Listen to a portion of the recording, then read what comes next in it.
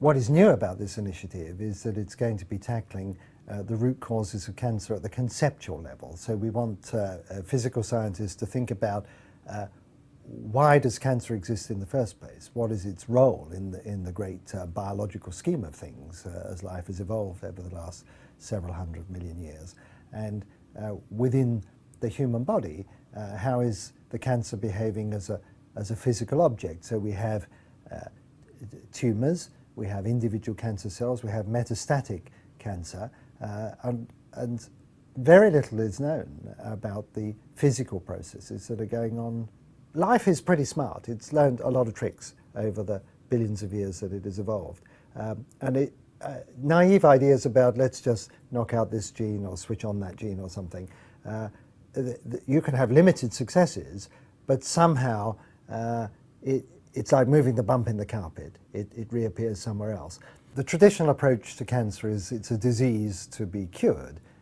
I'm taking the approach that it is part of life's intrinsic exuberance that we wish to control.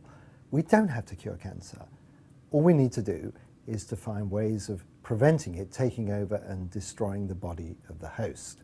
First of all, my interests are very broad. So I came into this subject of cancer unencumbered by any knowledge, which can sometimes be a good thing. To come at a subject from the outside, you start asking the really basic questions. And physicists are good at that. I gave the keynote opening address at the first of the workshops that preceded this program.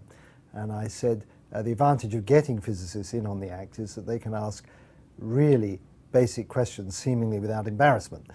Because we're used to doing that. We're used to thinking, well, hold on a minute, let's get right down to the simplest level here.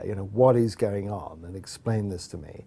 And very often by asking those simple questions, you really do get to the heart of the matter. And time and again, as I've met oncologists, I've toured around and talked to cancer biologists and asked really, really basic things, almost too embarrassed to ask something so simple. And they've said, well, that's a good question.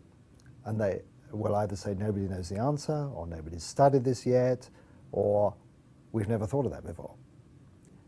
And that's exactly the sort of approach that I think we need. Let's think about, for example, the cell as an electrical system, because you don't often do that, but astrobiologists do. They're used to thinking of cells as little electrical machines. Let's think about it that way. Could that have a bearing on cancer? And so we'll have a workshop on cancer and electromagnetic potentials. We'll have a workshop on cancer and physical forces, and then a workshop on the evolution of cancer in the biosphere over 500 million years, and so on. So we'll focus on specific topics where physical questions and cancer questions come together, and then we'll test hypotheses. The idea is to facilitate and broker new lines of research, that you in your lab could address this question in a novel way. So the Beyond Center, the full title is the Beyond Center for Fundamental Concepts in Science, and the key word there is concept. If we take a problem like cancer, everybody's familiar with it, and they think of it as a disease to be cured. But I think of it very differently. I think of it as a manifestation of life's intrinsic exuberance. I ask questions like, why does cancer exist? What is its role in the great evolutionary picture?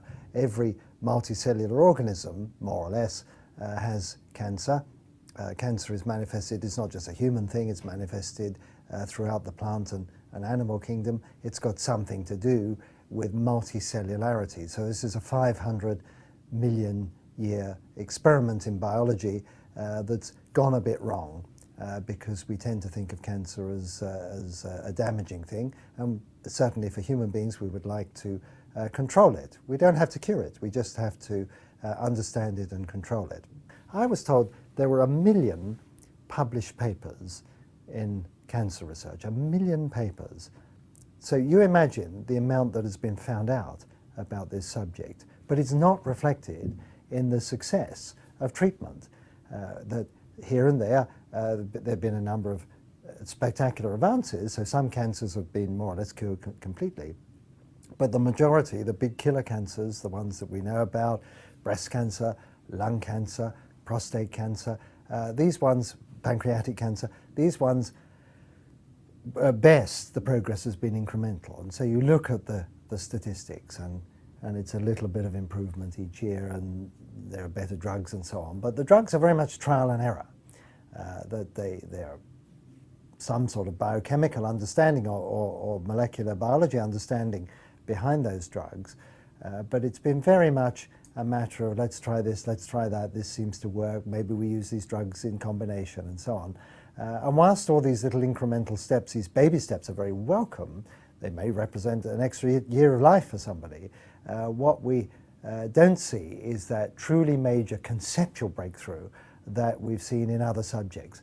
Why should physicists get involved in cancer in the first place? And I think the answer is that physicists are very good about thinking about complex problems and in cutting through a lot of the complexity to get to the heart of the matter, to discover the deep principles that really make the subject tick. And so the hope is that a group of physicists, physical scientists more generally, including chemists and people working in computer research and foundations of mathematics, can come at this problem of cancer and think about it in totally different ways. To use the jargon, think outside the box. The centerpiece of our particular center is the Cancer Forum, the brainstorming think tank where we will be holding workshops looking at the physical correlates of cancer as a function of cancer progression. And the experimental program will be focusing on the physical changes in cancer cells through cancer progression using cell lines provided by the Fred Hutchinson Cancer Research Center and tissue samples from the Mayo Clinic. And we'll be looking at everything from DNA and the way DNA folds up and becomes deformed and changes, up through individual cells held in suspension with three-dimensional tomography and carrying out atomic force microscopy experiments, right up to tissue samples and tumors. So on all lengths, all scales of length, and from specific molecules right up to the entire complex tumor system. So my approach to the cancer problem is to do exactly that. Let's look at the cancer cells as physical objects. They are, after all, physical objects. And instead of thinking, well, let's throw a lot of chemicals at them and see if we can kill them, let's think of them as physical objects in the body or in isolation and study them in that way as a physicist would. We look at the forces that act upon them, look at their mechanical properties, their electrical properties, how they cluster together, so how they act as communities. We want to do that across a range of sizes from the DNA right up to tumors in an extracellular matrix, so on all scales, but as a function of cancer progression. You know, cancer isn't one of these things that switches on just like that. Cells have a sort of precancerous phase, and then they progress to full-blown cancer through a series of transitions which have physical markers associated with them. Now, we have state-of-the-art equipment here at Arizona State University to examine individual cells in suspension in 3 dimensions. So this is a subject called three-dimensional tomography. The problem when you look at a picture of a cell usually is that it's a slide. It's been squashed flat, it's stuck to a surface. It's a 2-dimensional picture, but here we can examine cells in 3-dimensional suspension from all sides. And so we can look at normal cells, cancer cells of various stages of progression. We're collaborating with the Fred Hutchinson Research Center, who'll provide the cell lines for us, and the Mayo Clinic, who'll provide tissue samples. And we can look at these things collectively and in isolation on all scales of size. We'll also be looking at the mechanical properties of these cells. We have an atomic force microscope that can be used to literally prod the cells and see how their mechanical properties change as the cancer progresses. It's well known that cancer cells get more squishy. The reason they get bent out of shape is because the squishiness, they become less elastic.